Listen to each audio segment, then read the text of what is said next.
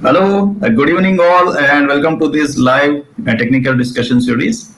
And today we are going to focus our discussion on very interesting topic that is offshore structures.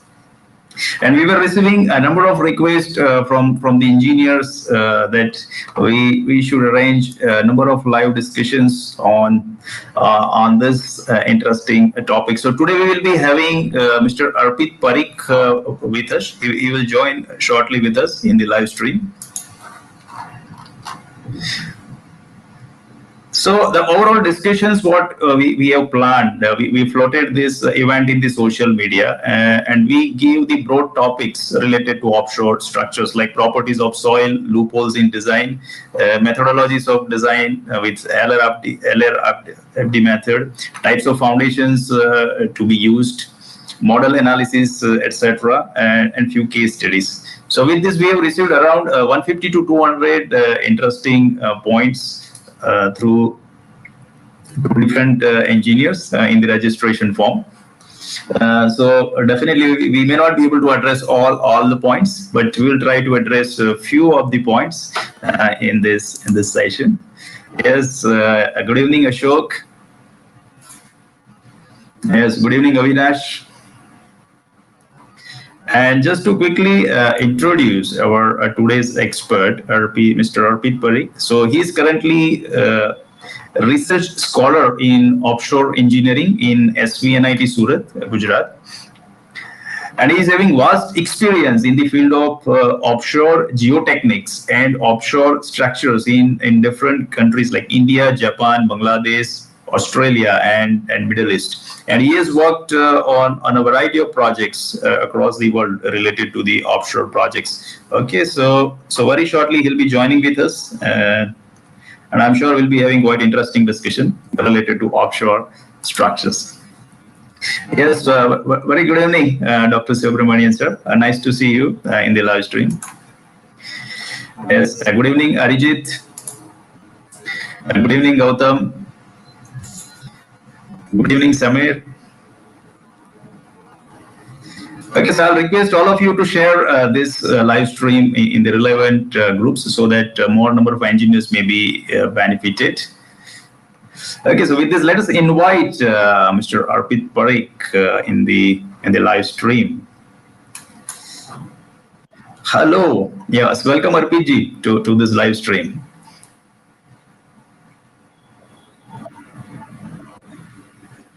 Hello, I hope you are able to get my voice.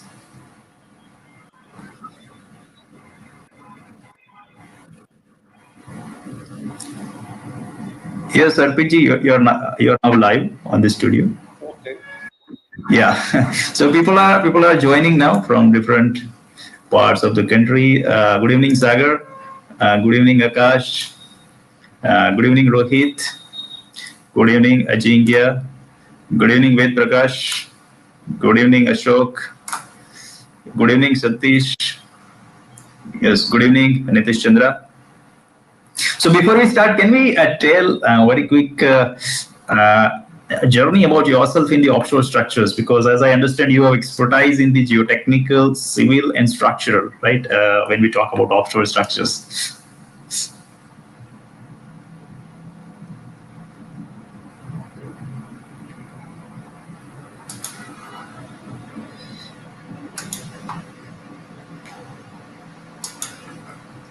Yes, Arpit.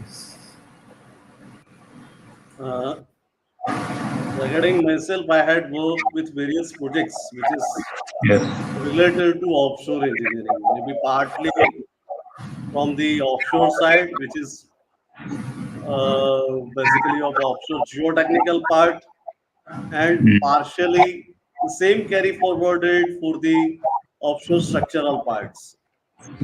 I have worked with many clients in India as well as abroad.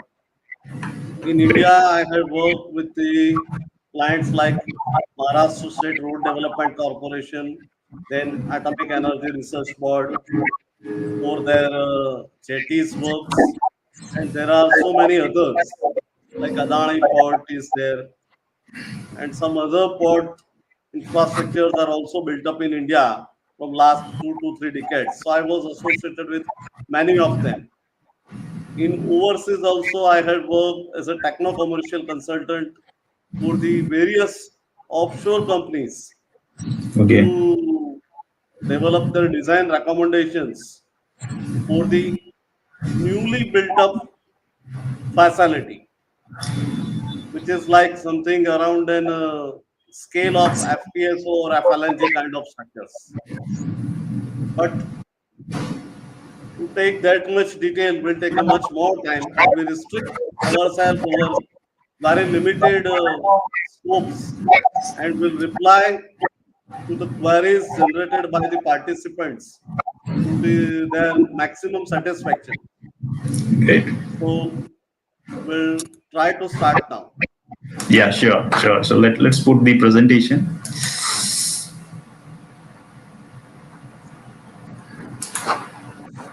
So I think many of people who joined us are basically all are engineers.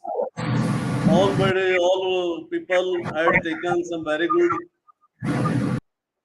education from the reputed institutes in the area of civil engineering, structural engineering, or geotechnical engineering.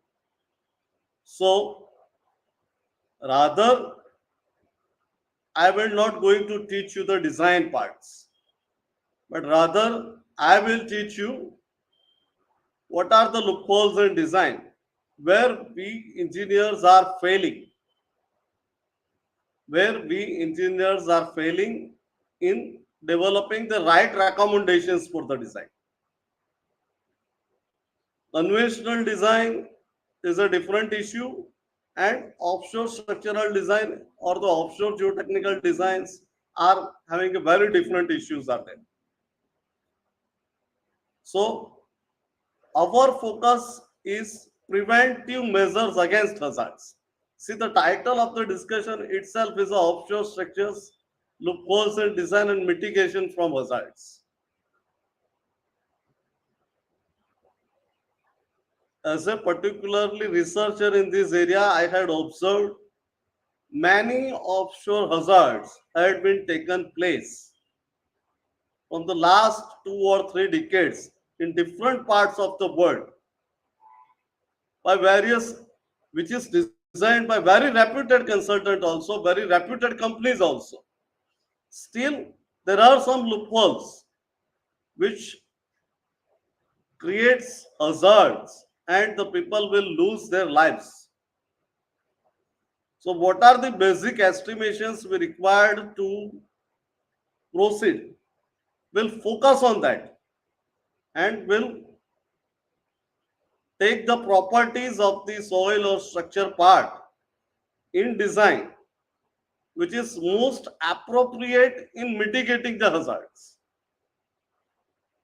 That is our motto in this presentation. I will definitely show you something where the peoples are also working in this area. We'll focus certain parts on the literature where the people are working, what kind of consequences are there in this area where people are working. What are the research opportunities in this case? So let's start with.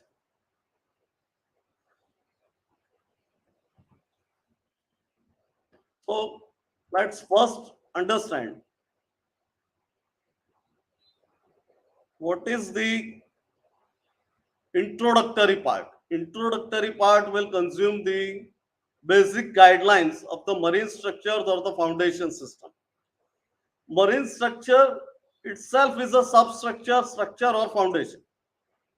You cannot deviate or differentiate between these two, whether it is this is a foundation and this is a structure. We cannot differentiate completely between these two because it is a so much interactive and so much interrelated that you have to assume this as a one system. If you assume it as a one system, then you will be able to proceed in a correct way. Otherwise, separation of this discipline will definitely lead to you in hazard. It is my experience says the separation of discipline between this structures and geotechnical engineering will obviously lead to you a hazard. So if you want hazard to be avoided, go for assumption that this is a combined system where we need to understand the basic concepts of both.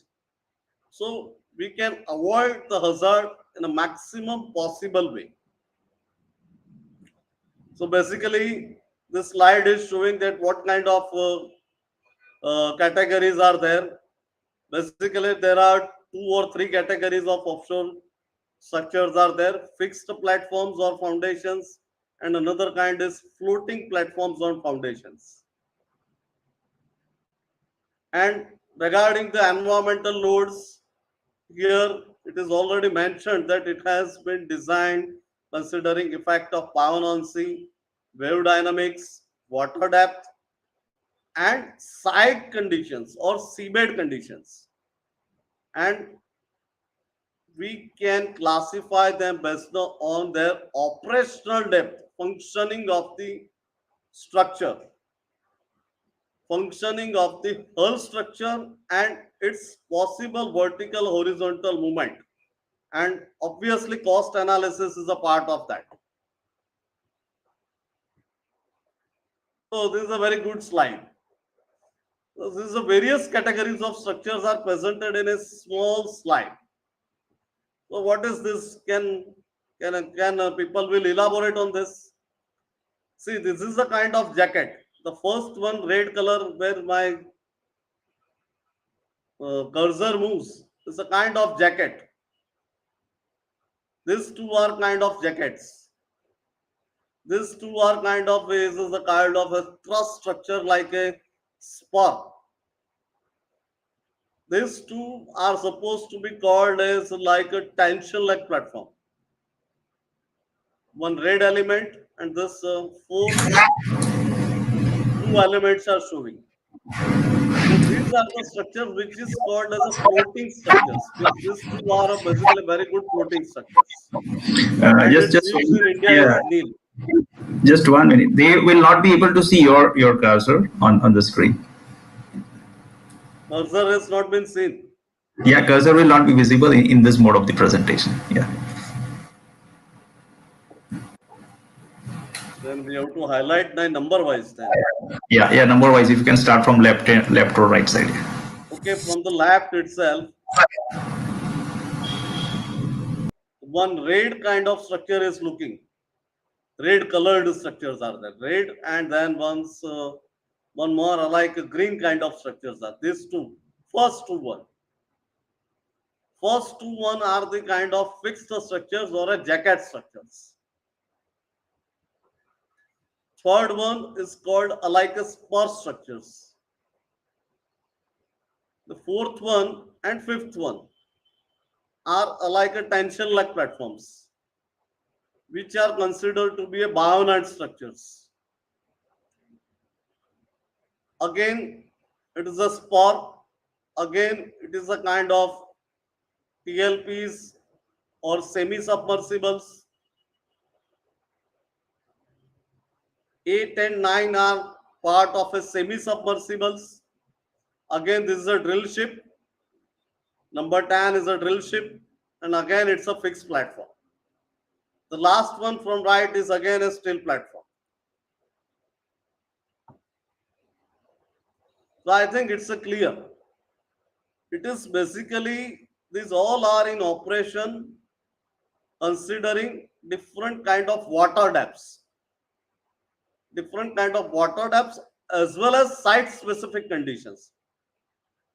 Better, I am telling you that it is based on the site specific condition, neither a water depth, but critical point is a site specific analysis. If your site specific analysis is clear, you can easily able to judge what kind of structure should be consistent over here, which structure would give you better stability against all environmental loads. So again, there is some objective type of work is there. So what is the differentiation between the land area and marine area? So here we want to highlight some points. If you work on land area, You just need to work out the vertical load, and mostly your design is governed by bearing capacity and settlement analysis. And land area, if once it is not to be flooded or in a coastal region, there should be not a problem of scouring or silting. While in the case of the marine area, you have a higher responsibilities towards the design point of view, from aspects of bearing capacity, settlement calculations, stability against overturning is a most critical part. You have to work out the hydrodynamic loading, lateral load governing criteria, and all that. So we'll do some basics. What are some foundations to be used? These are basically brownfield projects. Generally, this kind of structures, offshore structures, is not to be considered for any residential or commercial aspect, but these are all substructures which is used mostly in a petroleum industries. Once you out of the petroleum industry, this kind of structures has no value. This is basically the structures used for the oil and gas industries only. Otherwise, its cost is too high to take its advantage in any other discipline. So, what kind of this foundations will be used? Once is a piles, another is a wall foundation, and a third one is a caisson foundation. This is most trustworthy and most well versed to use the foundations. Mostly, the first choice in almost all category of structures is a piles. Once pile is out of the scope, we'll go for the another type of foundation. But the piles are the most suitable type of foundation for the kind of fixed platforms. Like jackets, mostly you have to opt for the piles. And for the bayonet structure like TLP and others, pile can work as anchor, but due to very high depth, operational depth is considered to be very high, we have to opt for the tensioned risers. That's again a very different part of design. So again, we'll take some part of it. This is a abruptly picture of jack-up platform, which is generally to be used for the 150-meter depth of water. Or some, again, these jack-ups are designed in such a way that that can be used for 150 meter, 200 meter or so. It's basically its use is widespread in all offshore construction activities like investigation also, construction also, marine piling also, jetty construction also. You can go for any kind of marine construction that can be taken up by jackup. Jackup is a very versatile unit. It can be used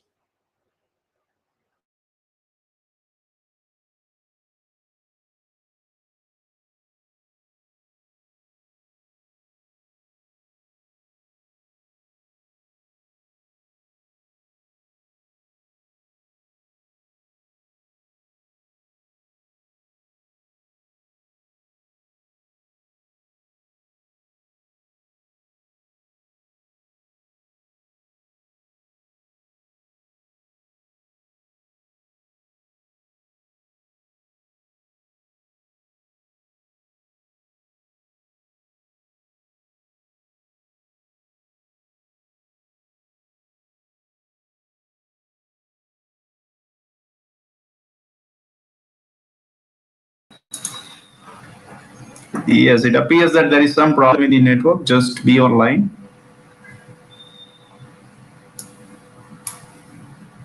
Yes, good evening, Praful. Yeah, we'll have him with us shortly. He'll again just trying to reconnect.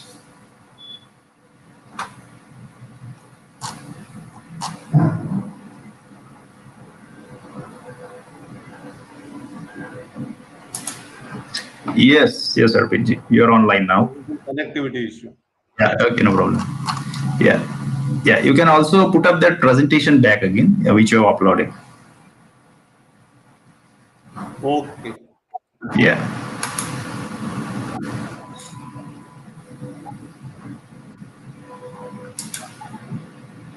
Okay. Meanwhile, our participants may share their discussion points related to the offshore structures, which we may take up towards the end of the session.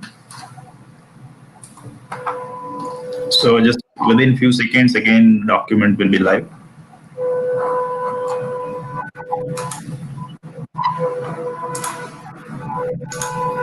Yes. Good evening, Abdul.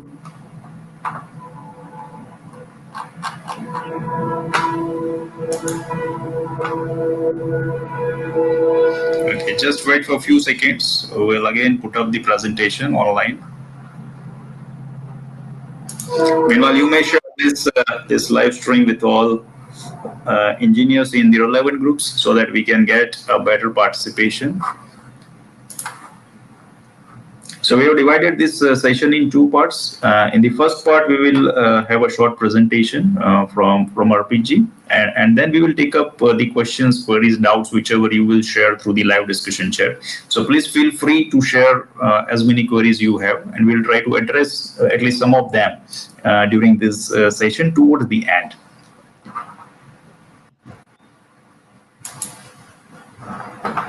Yeah, it's getting uploaded.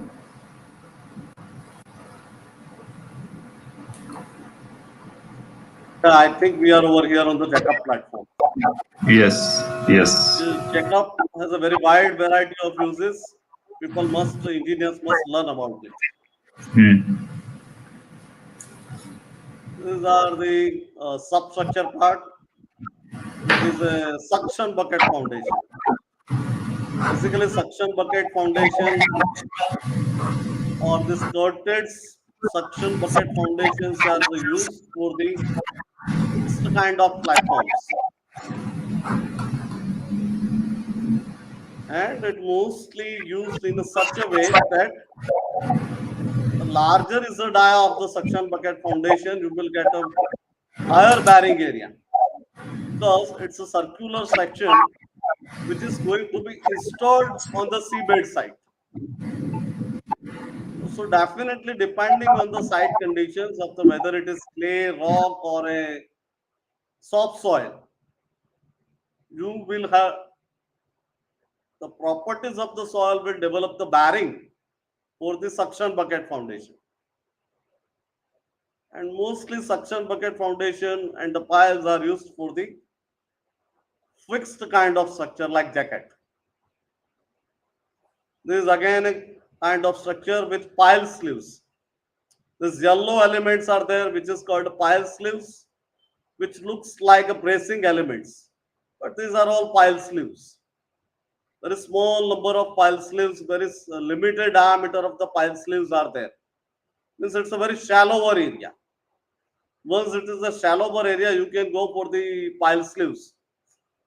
How these pile sleeves are used? Pile sleeves work as a friction element and will definitely develop a good bearing for resisting the forces to be applied on the jacket.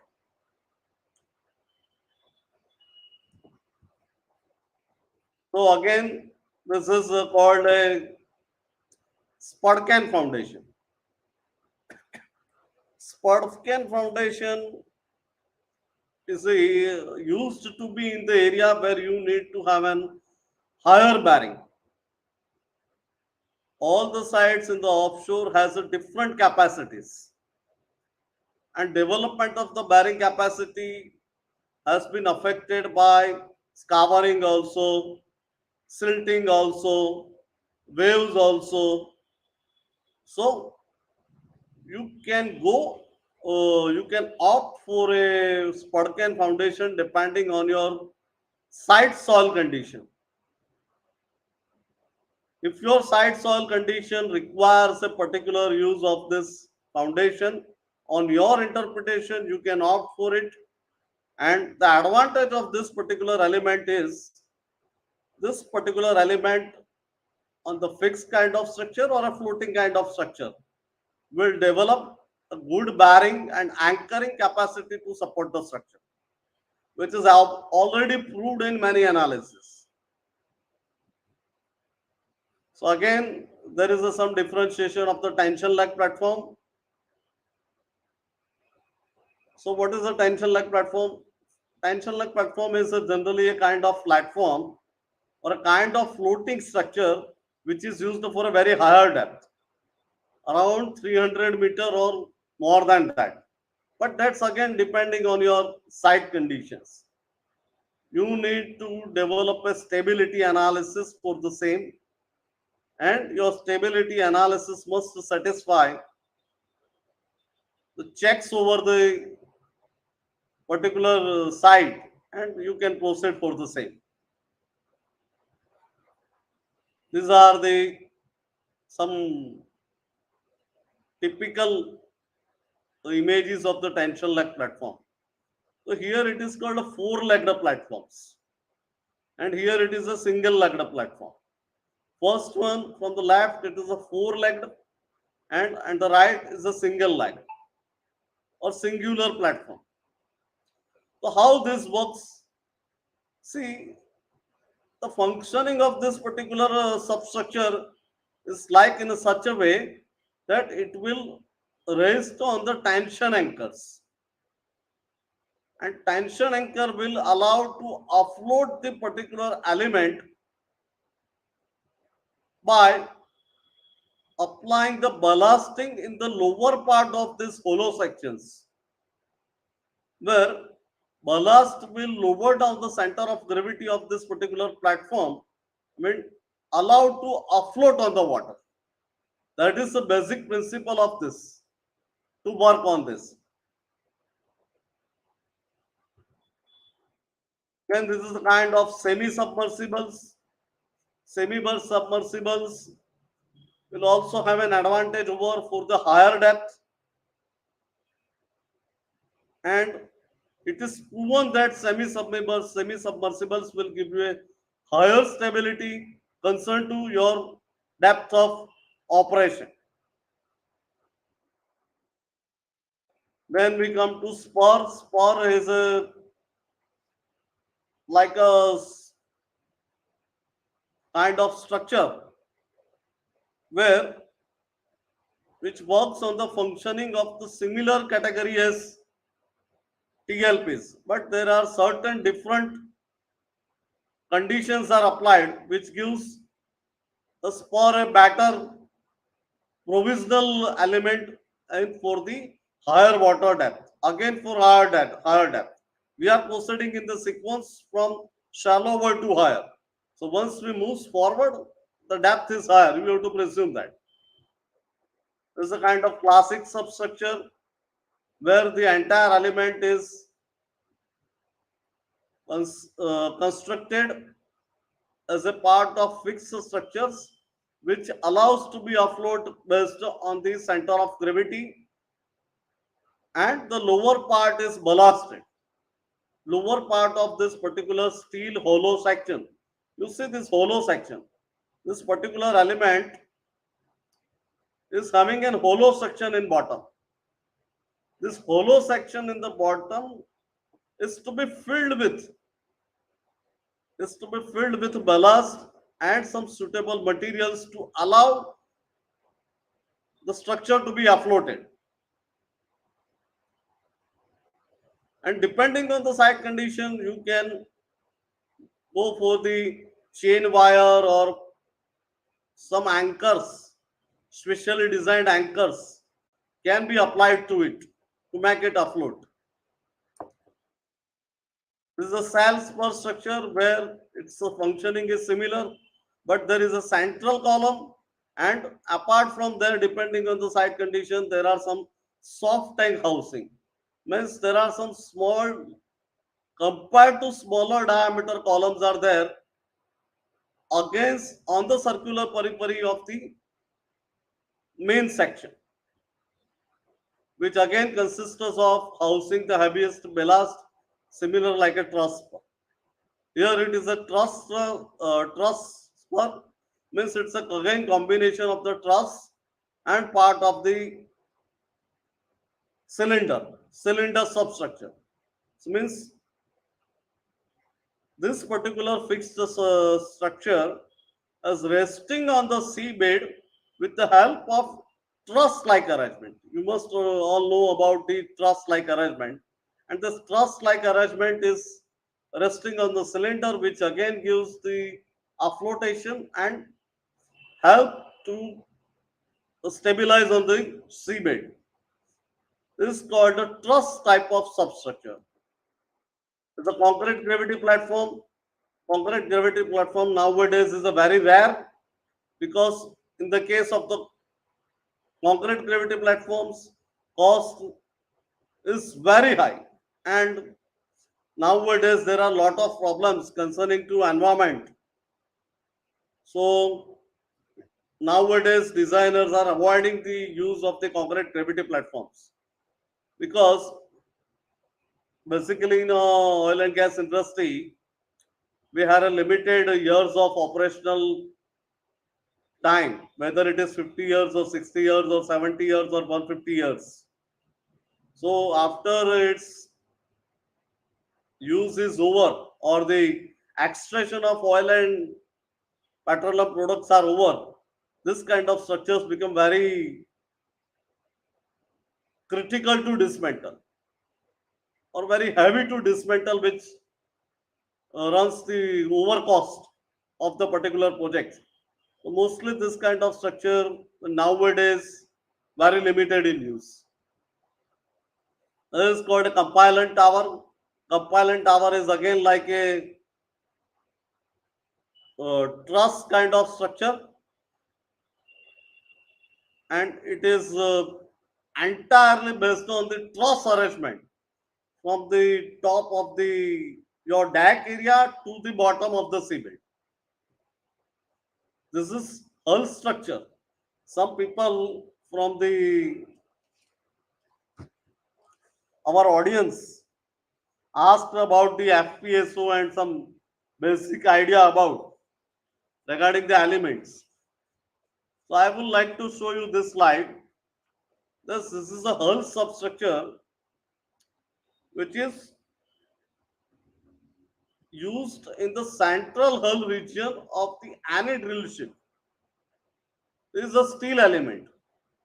Again, anchoring is there. You have to design is as a steel elements, and rather be up on a full design. It's a different issue. Here, it's just a guideline that what is the hull substructure for the Fpso and what is turret mooring lines. So these are called as a turret mooring lines, which rests or this is a part of anchors. Turret mooring line is nothing but anchors, which is installed on the seabed, depending on the site conditions. This is generally used for the Fpsos and drill ships, or any kind of floating structures. You can use it in some different aspect also. Again, here are some elements are shown, particularly it's a live stationed jackup. Here it is again a different. First from the left is a jackup, center is also jackup, and here it's a combination of the spud can with a lattice tower, steel lattice tower. This particular spud can with steel lattice legs has been used for the area where you need to have an higher bearing capacities, or you have the issues for the bearing capacity. Mostly in the offshore case, you have to presume that there is always a problem of bearing capacity in a seabed, because seabed itself has different varieties of layers are there. It starts from initial soft soil, then maybe as multi layers of soils are there. Maybe it's a clay sand, sand clay, weathered rock formation. Then there are some voids also there, and beyond that there are some rocky regions also there. So depending on your site condition, you can opt for these elements. So if we go for some Jacob kind of structure, what will be the problems associated with it? Or Jacob structure or a offshore structure. These are the some of the best basic problems which are associated with it. So you can go for it. You just study about it. First right is settlement. Then how to cooperate with the different soil conditions. How to opt for the seismic dynamic response. How to opt for the acceleration and amplification of the displacement. What is the effect of soil structure interaction, DAC acceleration, dynamic and residual displacement, damping, how can we add the damping into that? Can we reduce the foundation deformation? Or what kind of combination should be added for the natural frequency and spectral content of improved ground motions? How the ground motions can be added to this analysis? So generally, most of the offshore structures are designed in three parts. First part will be considered in a static analysis. We have to design the foundation considering some FEM tool. There are a lot of FEM tools are available. You can use it and you can design your foundation depending on the type of soil. Then you have to opt for the dynamic analysis. Nowadays, codes also recommends to have a dynamic analysis. So you have to opt for dynamic analysis depending on your site conditions. If the site permits to use the positiostatic or the conditions which is based on the governing criteria of the G value, then you can do it. Otherwise, you can go for the complete time history analysis and opt for the optimum values. And third one is a part of the structural elements. What are the geometrical variance analysis to be used as a submerged structure? Entire element should be designed as a single unit. Foundations and structures should be combined and has to be designed in a proper manner. So here is a slide which I would like to show you that these are two kinds of offshore structures are there. And in the last year, 2021, we had an hazard in two parts of the world. One part is our very near and dear in Bombay region. But the cyclone hits and our oil and gas rig was there, was sunk absolutely into the sea. And one incident happened to be in Malaysia, where the entire substructure and the entire platform has been sunken, which is abruptly a failure of the predictive assessment of the engineers. The case which is happened in Malaysia is considered to be an failure of the predictive judgment analysis of the preloading of the offshore installation. If your predictive installation is to be correct, this may be avoided.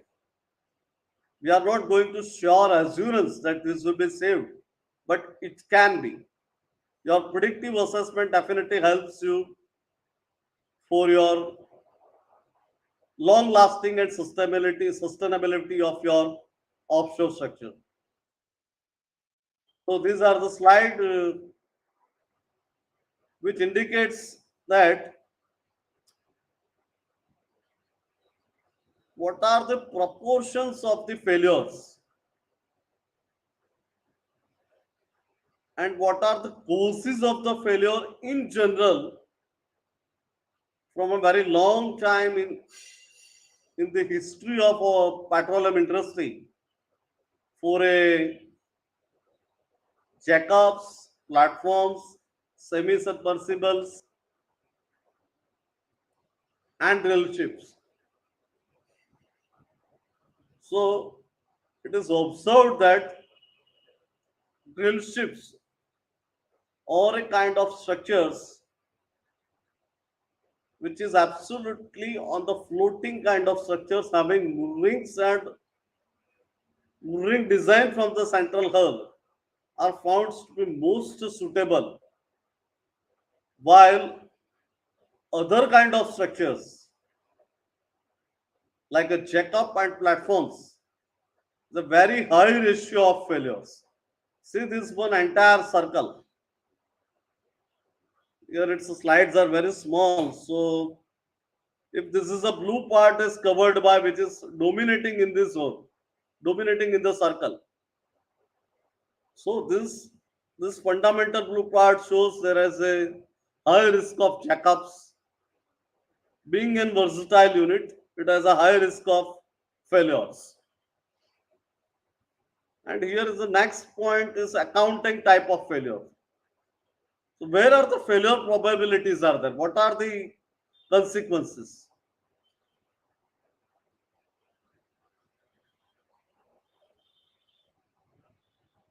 So see these are the again it is very clear from the slide itself that towing creates a problem, gas leak creates a problem.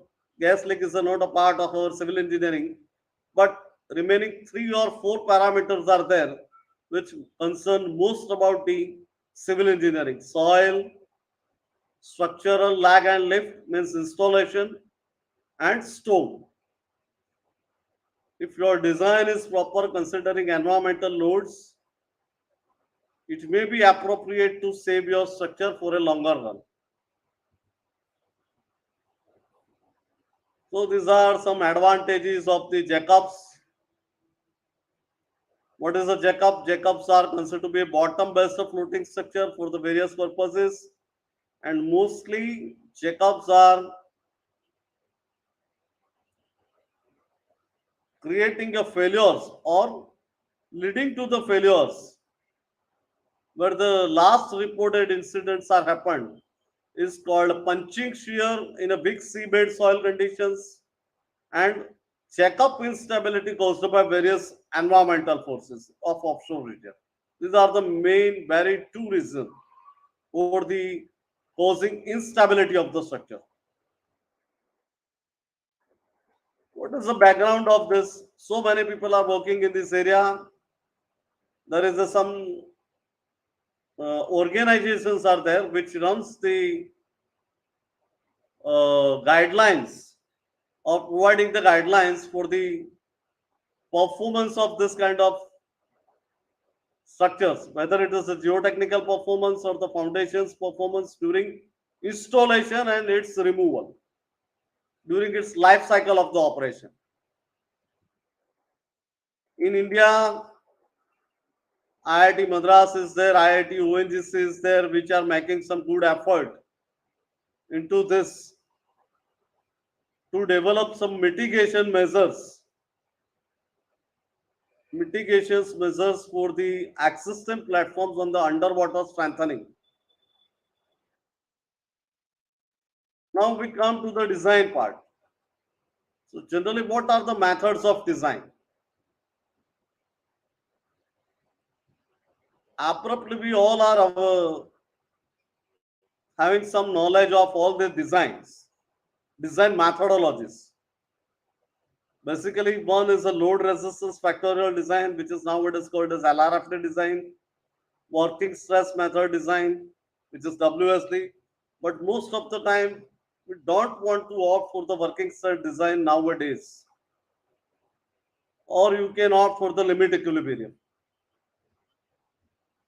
I prefer to use and opt for the provisions of load resistance factorial design for the elements for the structural elements to be adopted in a DAC of the offshore structures.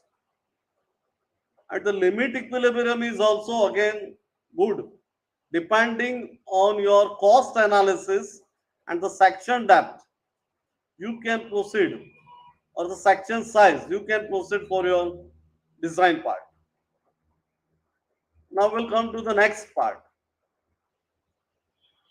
In any kind of offshore structure, whether you need to be a design, you need to go for the installation, or you need to develop, what are the precautionary tests required to be performed for any site. So this is again very general guidelines. I am not going to interpret all this particular test, because interpretation of the all this test again will take a lot much more time. So we are not going to discuss about the interpretation of the all these tests, but we just highlight that what are the main tests to be adopted, what are the standard tests to be adopted for offshore regions, for the floating category of structure design, or a fixed category of structure design, or a kind of marine bridge, or any kind of marine structures.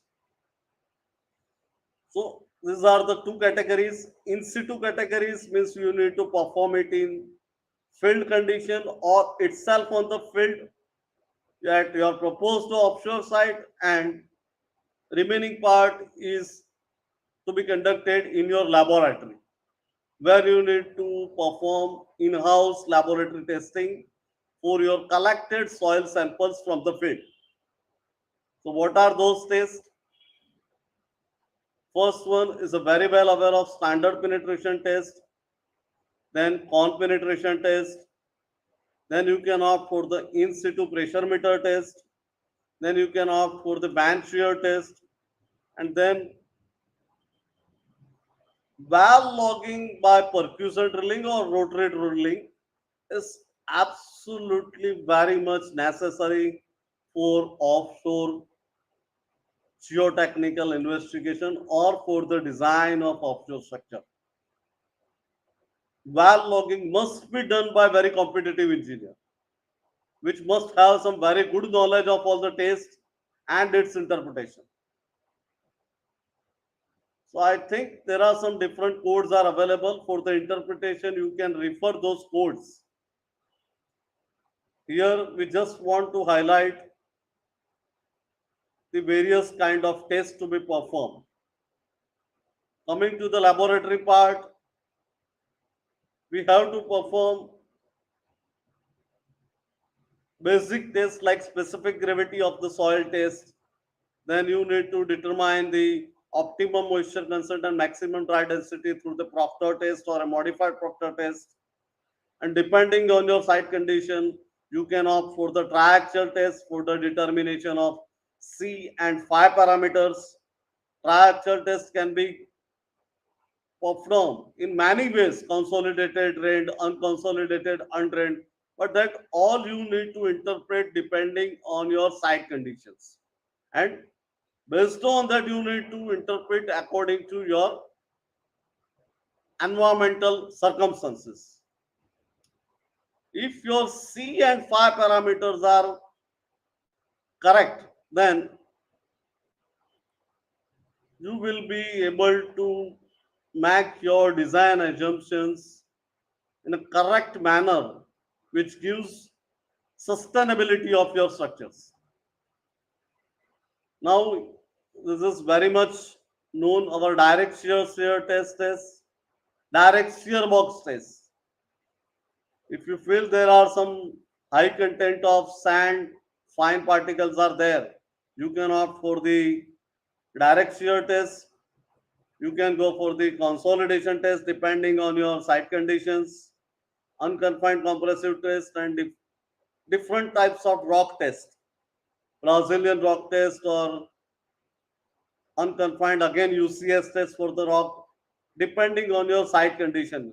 If site conditions reveals you that there is some weathered rock strata, then you opt for the rock testing.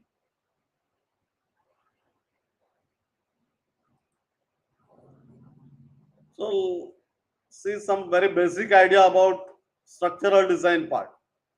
So you have to use the appropriate FEM tool for your assessment. Don't input and output without any experience. You must have certain experience to design this particular offshore structures. Land structures and offshore structures has a very different categories of structure, and risk and reliability is very critical issue in the offshore structure. Land structures are more safer, while offshore structures are more prone to hazard.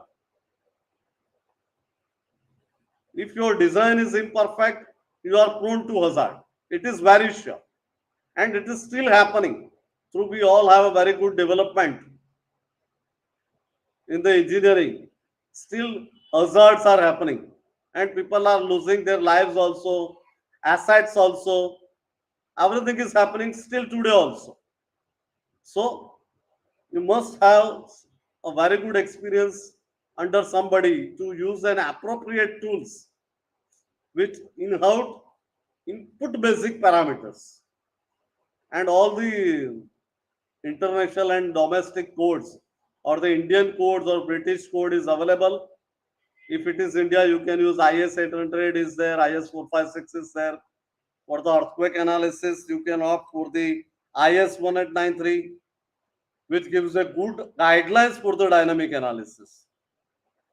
Then IS 875 is there. You can opt for the go for the basic guidelines of load combinations. Then API RP2A is there. All American Petroleum Institute codes are available for the design guidelines of the offshore structures. Then AC codes are there. AC7 is again code for the structural analysis part. And there are many other codes are also available where you can opt a multiple checking before proceeding to your offshore structure. Some people asked what about the circular section and square section. See, basically, in all offshore kind of structure, circular section as well square sections both are used. But depending on your cost analysis and depending on your requirement, you can go for the square section or a circular section. I preferably use if there is a sandy kind of material is there where we can have an high friction capacity would be needed or it will be available, then I can go for the square section. If it is a soft seta, I may opt for the circular section, which helps in developing a good bearing at the bottom of the seabed. So these are the certain people who work on this area of the Jacobs. These are the Spurgeon foundations. It is some guidelines of that. We are not going in detail of each and every slide. But this is just would like to highlight that what is the specific uses of that. So basically this Spurgeon has a larger bearing area. One can visualize it. So this larger bearing area will definitely helps you in developing resistance against overturning. So Spurgeon foundations are very widely used in a kind of offshore structure. In the case of fixed platform also, in case of floating platforms are like jack-up also. These are some theoretical part. These are some people who has worked on preloading criteria. Some people are asking me about installation part. See, I am in this particular slide number 34. I'm showing you some installation part. See, this is a kind of jackup which is required need to be installed. So installation will take very large time in its in operation, and it's required to be having its operational analysis prior to installation. As a experienced person, I would like to opt, or I would like to suggest to go for a operational analysis prior to its installation. These are some slide what a kind of Spudcan is there. Spudcan has a very wide use, and there's very different shapes of Spudcan are also used, which is hexagon kind of that. Then skirted hexagon type of Spudcan is there. You can opt it for in your FEM tool and proceed for your stability analysis. These are the different shapes that can be used, and the people are doing research on that. Again, there's a truss kind of arrangement which is developed for your lag and foundation, which is here entitled as a model lattice Spudcan. This model lattice Spudcan can be used in your jackets also, and it can be used in your checkup platforms also. They say some codes are also available. I prefer to opt for a guidelines from DNVGL, American Bureau of Shipping, which is mostly subjected to foundation design of the or the foundation bearing capacity assessment of the offshore structures. These are some different part. Some people are asking about some vibration kind of analysis. So here we added some part of it. You can opt for the vibrations.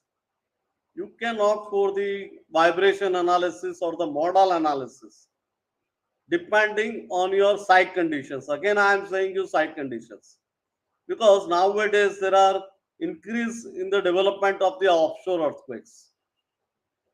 Basically, from the last 2 or 3 decades, if you visualize some earthquakes, here in one my slide is there.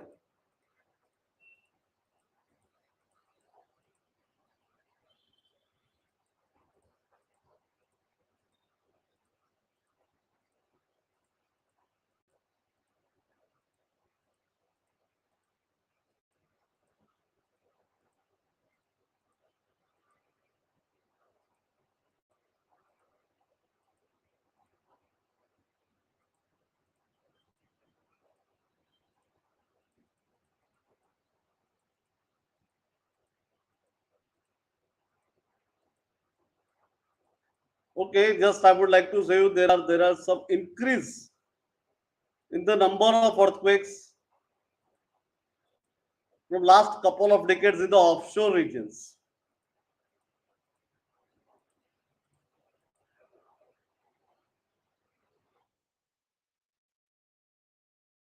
So here there is a one more slide which basically influences on the material properties or the properties of soil structure interaction. We have to be need to be little bit faster as we are consuming much more time.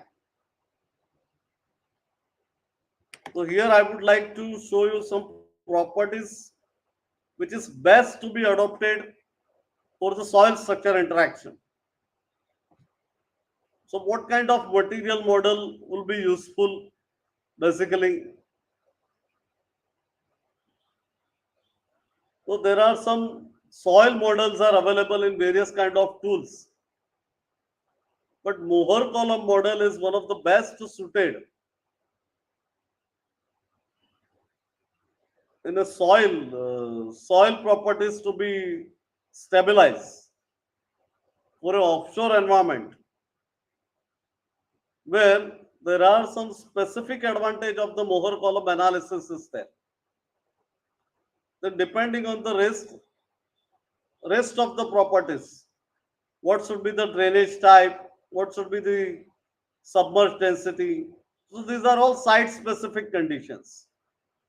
Angle of internal friction, dilation angles, Poisson's ratio, permeability, specific gravity, stiffness, or cohesion. These are all the properties of the soil to be used in a correct manner with proper and appropriate soil model depending on your type of soil. And come to the next part of the superstructure. So that is unit mass of steel. So here generally it is desired to have offshore steel, where offshore steel is basically a steel where it is to be considered a higher grade steel compared to land structure. Unit mass of steel, modulus of steel, Poisson's ratio, modulus of rigidity of the steel, and coefficient of thermal expansion of the steel material is properly adopted in your analytical part. So here I would like to show you some analytical part where as a part of our research study, we had developed some slides where we have an Jacob is model into some analytical tool and we analyzed its stability in offshore works considering soil properties. So one can visualize there is a development of the stresses in the lags where here by applying some elements we can reduce some sort of penetration of the particular structure into seabed. Then here if you use the spud can you can get a little bit lesser penetration. Again if you go for some alternative arrangement of the mat where you can have a higher bearing area you will get through skirt also, you will get through mat also. Mat is a kind of arrangement where the entire cross section is to be designed with a steel mat like what is shown into be slide number 51. Again in that case you will have some list penetration or the list settlement. Here some people ask about P delta analysis. So here I would like to some graph of the P delta analysis itself. That you go for the P delta analysis, apply for the axial load and go for the settlement. And you generate your graphs, P delta analysis, and develop your optimum values where you can define your load, and optimum settlement values. Similar, it's a similar. All slides are of belongs to P delta analysis in different conditions, which I would like to move little bit fast.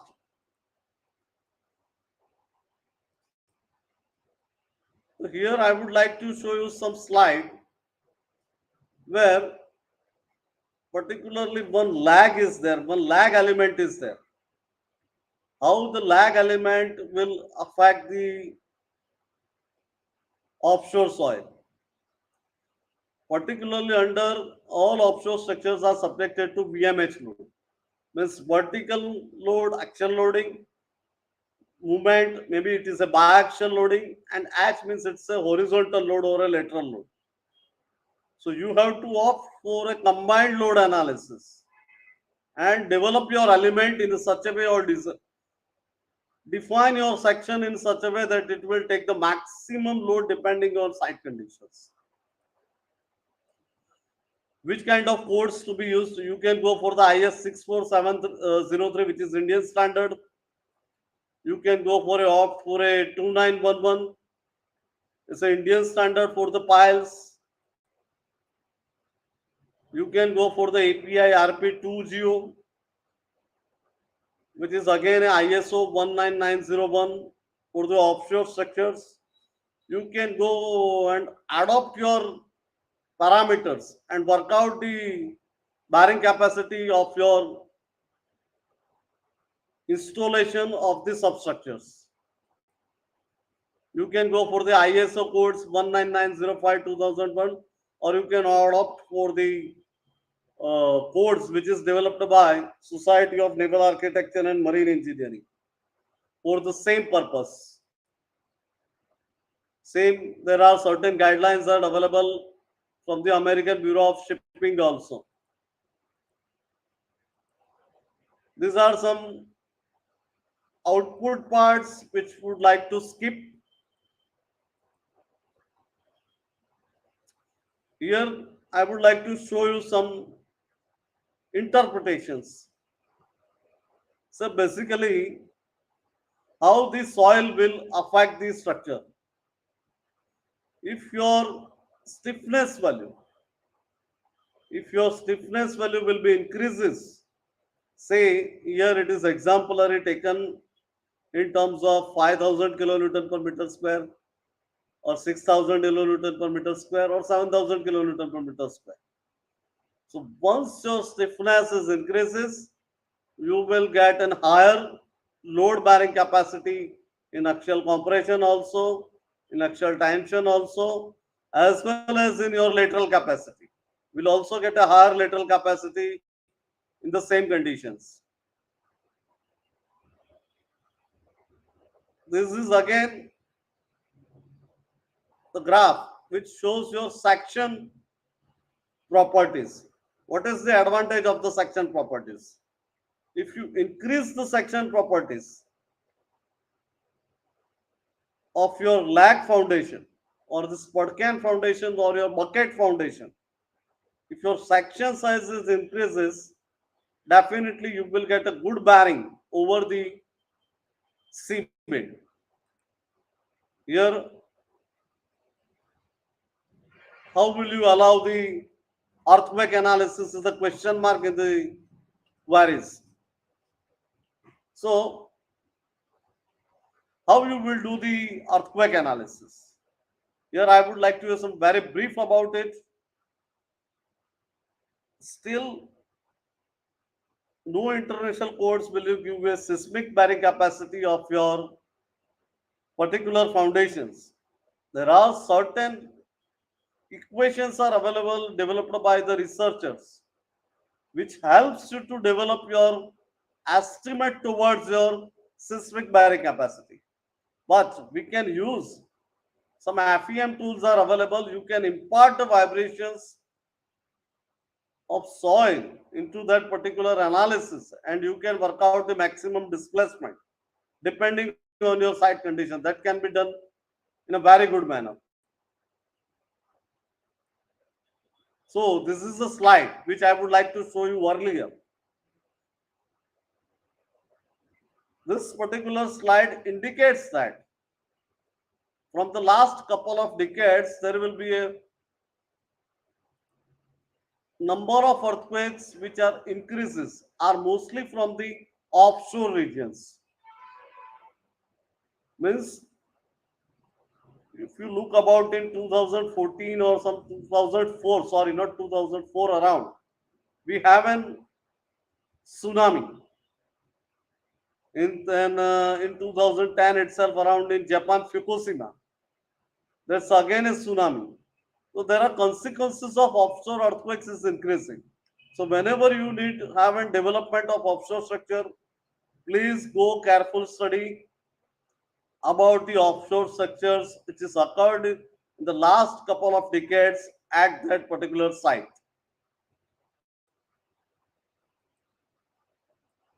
This I would like to skip. These are some graphs which I would like to say that stiffness also helps in development of the earthquake resistance. Higher is the stiffness value, higher is the earthquake resistance also. There is a certain questions are there. What is the difference between the soil modulus and stiffness value?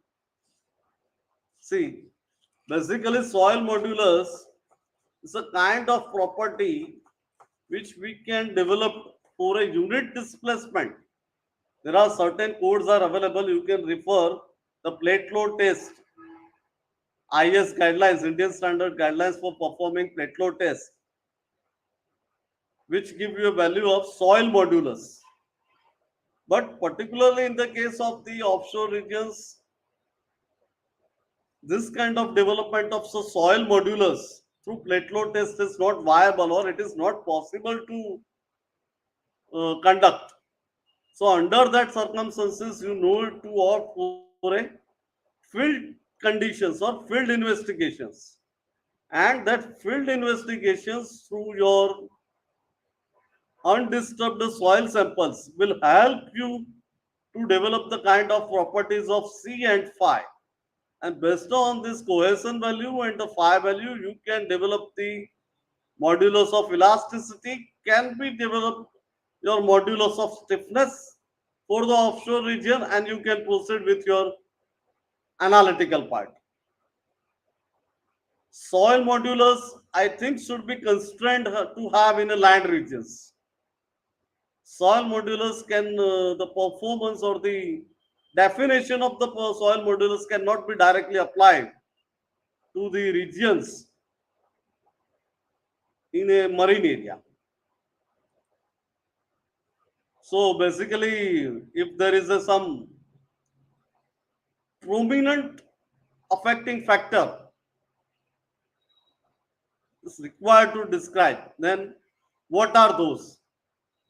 The prominent sectors or the prominent parameters in earthquake analysis is a seismic settlement. You need to justify your seismic settlement based on the application of your offshore earthquakes into analysis. There are some more number of slides are there, which is a part of our research program. So we would like to skip it over here and would like to proceed a little bit faster. So what you will get from the dynamic analysis? So by performing dynamic analysis, you will get some stress contours or seismic settlement in various tools, which is available in the market. Here you will get a value of displacements or a seismic settlement depending on your applied G value or an acceleration value in terms of Posudio kind of analysis or a dynamic analysis. We would not like to opt for a definitions of dynamic analysis and time history analysis. Otherwise, we already over in our time. We have some limited time, so we'll skip in that part. See, we have used some kind of a tool which is called a SAP 2000. So here there are some slides. How it can be modeled. Here you can go for some wave loading kind of parameters. You need to understand the oceanography. You need to understand an oceanography parameters, wave, wind characteristics, and the type of wave loading before proceeding your dynamic analysis of the wave loading into in FEM tool for the design of offshore structures. Here it is some kind of a applied load and its definitions are there, but you can go this from the various codes available into that case. Here some part of what is the question was, what is the modal analysis? So modal analysis is a very good part. Modal analysis you can perform for a mass participating in your vibration. So if you are thorough about the modal analysis, you can definitely increase or decrease the size of your sections by avoiding resonance conditions and by avoiding some kind of a gap or a some differentiation between your resonance frequency and natural frequency. That can be done if you are very good about modal analysis. So here it is some graphs of modal analysis. We would like to skip or bit a little faster. So these are some models which we have developed in our research program through SAP tool. Here again some graphs are there where different kind of foundation elements which influences the earthquakes. It's very this for the Jacobs which is installed on the offshore sites and subjected to earthquake. So I would like to complete over here. So if you have any questions, you can ask.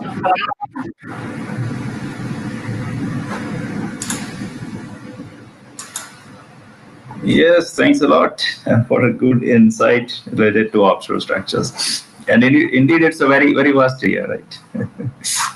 This is a very high, very huge material. You have to club it. We have a Right. limited time, so we need Yes. to be a little bit fast. Otherwise, each and every slide I will explain all the slides, and it will take a 2 or 3 hours. I think each slide will require at least an hour of time for a detailed discussion, right? Yeah. Okay, so a few questions are coming up here. One of the questions is what's the difference between the oil and gas structure piles and between the wind turbine piles, which are being constructed in offshore? So I would like to show you the oil and gas structure piles and wind turbine piles are similar or maybe similar, but that's it. Differentiation takes place depending on your site conditions. Right. See, basically, our presumption is that if it is a wind turbine piles are there, then it is mostly in a deeper regions, means deep offshore regions where you have a very high wind density. Wind turbines are installed where there is a very high wind density. So wind density is higher, then your resisting section of the piles may be higher, and depending on the type of soil, if it is a clay region is there, then you can go for the piles depending on the clay. If it is a friction, more sandy region is there, you can go for the square cross section of the piles or edge piles or some different kind of eye piles or some Yeah. precast kind of piles which allows you to for your easy installation. Mostly RCC piles are there, then it will take a much more time.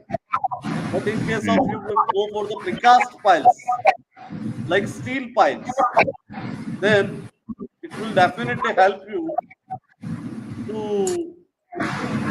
easy operation, easy installation, and Right. easy assessment also, and which give you a higher sustainability also. Yes. Okay. Prashant is asking how the undisturbed samples are collected at a water depth greater than 1,000 meters, and also the construction method at such depths. Can you please elaborate on See, there this? are some certain type of samplers are available. We have not covered samplers, but there are some piston samplers are available. Vibro core samplers are available. There are so many types of samplers nowadays available. To name a few, it is a piston sampler, vibro corer are there where you can take sample for a very higher depth through Right. your platform or some floating kind of arrangement through suctioning effect, and then later that sample soil samples are retrieved into the laboratory into some frozen kind of atmosphere, means which allows you to have an same or maintained environmental conditions in your lab, and you can test the same and develop your C and 5 parameters. Yes. Samplers are available. You need to study about more about the samplers. Okay, Dhara is asking, could you please explain plugging behavior of steel piles? Plugging behavior is nothing but I think mostly steel piles are a hollow sections. It is in general practice if you go for the kind of structure or a kind of jacket, if it is a precast, pre pre-designed, prefabricated piles are there, steel piles, then mostly a kind of it is a hollow section. And hollow section will definitely clogged by the soil elements uh, through uplift behavior towards the foundation element. Right. This may create the plugging behavior. I believe that. We are Okay. not sure about it. This is not a 100% surety of any behavior. Yeah. Offshore, that's why the offshore platforms has the hazards. Means Yes. there are some limitations of engineering to predict the correct behavior. So Right. it's a guideline that plugging maybe this kind of behavior will be happen into the steel pipes. There is no perfect answer for that. Yes. Javad is telling a very good insight from the presentation. Thank you. You're most welcome, Javed. Mukesh is asking that how is corrosion prevention being taken care of for the submerged steel structures? Uh, Corrosion prevention is actually out of my scope, but I would like to tell you that you can go for your higher grade steel sections are available in the market, where the people or the manufacturers are giving certain properties, and they are mentioning that the particular steel sections are corrosion resistance or having a good resistance, and we have to rely on the manufacturing capacities and the parameters which is given by manufacturers of the steel sections for corrosion prevention. Otherwise, that's the design life of the offshore structures is limited, and once the sea water is there, all these sections got corroded by the passage of time. That is inevitable. Yes. We cannot, we can do some application of the coating or some adhesive materials to design the sections, but it may take, it may protect your structure to certain extent. Right. Beyond that, your structure may get corroded. It's for sure for the passage of time. Yes. Ankush is asking which software are used for analysis and design of offshore structures. Basically, you can go for the SAP 2000 also. You can go for the nowadays many softwares are available. SAP 2000 is also there. Mantelist system is also there. Then some specific tools are available from the international consultants or the international people like Genie, DNV. DNV also has their own tools, which is not available in the market right now, or maybe available by paying some very high prices for the same. So, in general, you can defining your, if it is your site, Depending on your site, you can go for your FEM tool. I would like to suggest that depending on your site conditions, you proceed for your FEM tool. FEM tool can be used any, but your input must be correct. Your input is correct, your output must be correct. It will be correct automatically. Jayesh is asking how to model a soil that gives better results like linear spring or non-linear spring under dynamic analysis. Considering dynamic analysis, I would like to say dynamic analysis itself will create a non-linear springs. If you go for some software tool like SAP, there is a provision of spring element for the foundation design or part of a soil structure interaction part. So you need to define your stiffness value in terms of non-linear spring in terms of soil stiffness value for the dynamic analysis. But that is a different from your soil modulus available in land region.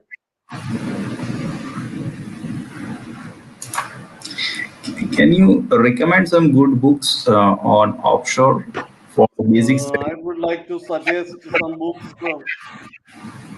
You must read about your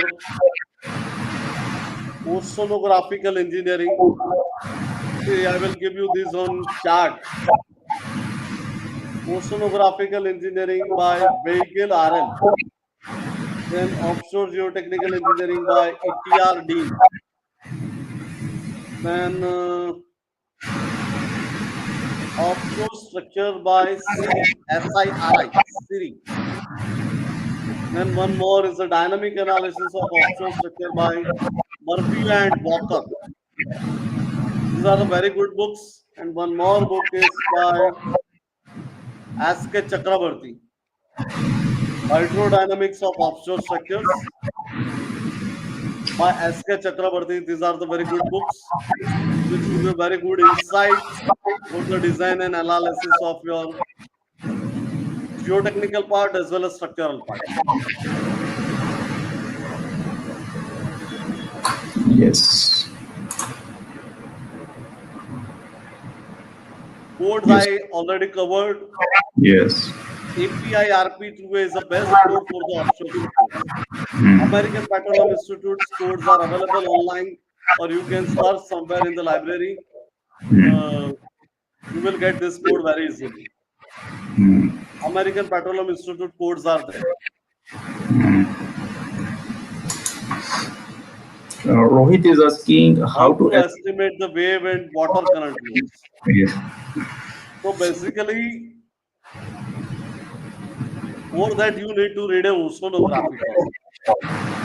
You need to study the types of wave, types of water current loads, and the people are there which will provide you meteorological data Right. of the particular site. And from the meteorological data, you will get the wind speed, you will get the type of wave, and there are certain theoretical developments are there to which, like Murray's equation is there, Airy's equations are there, which estimate the lateral load from occurrence of waves and water current. We can say this is an approximate methodology or so-called a accurate methodology for the estimation of your load from wave and current. Okay. Okay, Dara is telling thank you. Mukesh is telling thank you for the reply which is given. Jawad Aslam is telling that 6 SSCKS for fixed platform is good, right? I would like to say fixed platform is good to the extent of shallower water or where the design life of the structure is estimated to be a little bit less. Fixed platform has many disadvantages compared to floating platforms.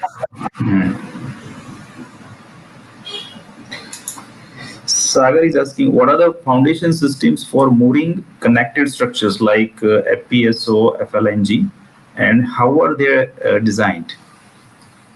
They can be designed based on your simple steel design. Whatever your steel designs are there, to the same steel design fundamentals are applied, but circumstances are environmental loading, and you must have the thorough knowledge of your oceanography to estimate the correct load.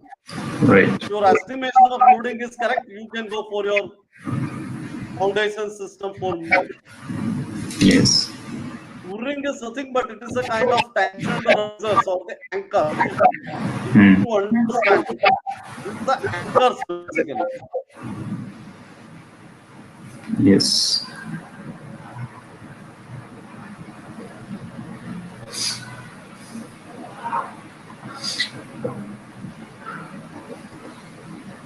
Okay, there is some problem in network. Okay, Mukesh is telling thanks a lot. So most welcome, Mukesh. Sanket is telling thank you. So most welcome, Sanket. Okay, so thank you all and thanks a lot for participating in this session. So let's see if we get him online within few seconds.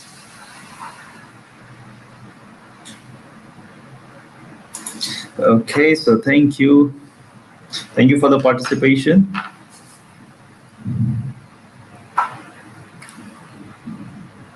Okay, JS is asking that some reference book for the warp kind of structure. Okay.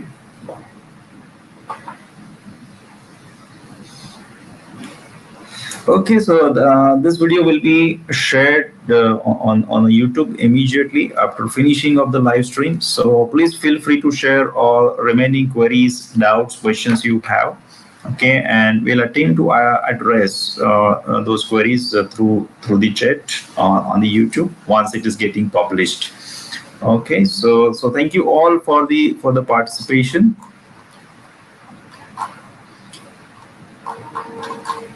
And if you have any further questions, please put it into the chat section when this video is published, and we will try to address them from the YouTube chat. Okay. Okay, so thank you all for the participation, and we are closing this session now. Okay, and for receiving the regular updates for all live discussions, online courses, etc., you can register on this link, which is there on the screen. Okay.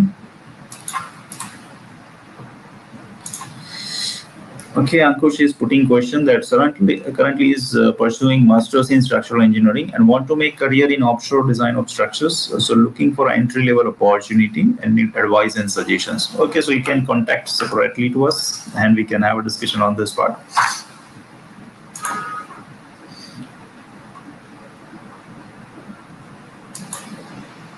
Okay, and right now you can get access to 98 recorded sessions with 140 plus contact hours, which are stored on the link, which is showed on the screen. You can note down this link if you're interested.